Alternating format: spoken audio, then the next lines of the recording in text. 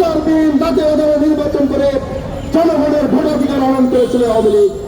সর্বশেষ 2024 জুলাই আগস্টের আন্দোলনে ছাত্র জনতার মিছিলে বিনা বিচারে পাখির মতো গুলি করে আমার ভাইদেরকে শহীদ করা হয়েছিল।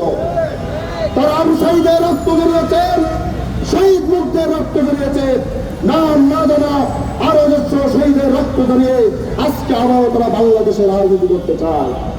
খুনি হাসিনা এখনো ভারতে বসেন প্রতিনিয়ত ষড়যন্ত্র করে যাচ্ছে। ভারত থেকে মেসেজ দিচ্ছে বাংলাদেশের আনাচে কানাচে আওয়ামী লীগকে সক্রিয় করতে হবে।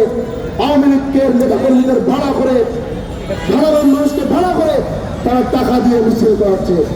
আমরা ছাত্র জনতা জুলাই ঐক্যের পক্ষ থেকে স্পষ্ট করে জানিয়ে দিতে চাই যে আওয়ামী লীগের হাতে ছাত্র জনতা রক্ত লেগে আছে। সেই আওয়ামী লীগ এক মুহূর্তের জন্য বাংলাদেশে আর রাজনীতি করতে পারবে না।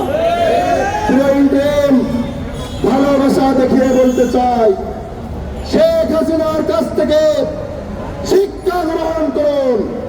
শেখ হাসিনা দুঃশাসন চালিয়ে দীর্ঘ 15.5 বছর অপশাসন চালিয়ে শেষ পর্যন্ত গণভবন ছেড়ে ভারতে পালিয়ে গেছে।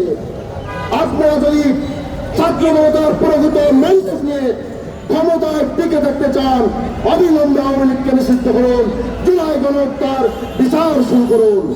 নইলে বাংলাদেশের জনগণ শেখ হাসিনাকে গণভবনের মধ্যে ঢুকে শেখ হাসিনাকে যেভাবে পালিয়ে দিয়েছে ঠিক একইভাবে যমুনা এবং সচিবালয়ের প্রতিটা ঈদ কিন্তু খুলে নিয়ে আসবে।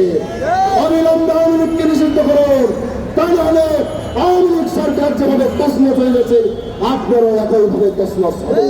ইনকিলাব জিন্দাবাদ।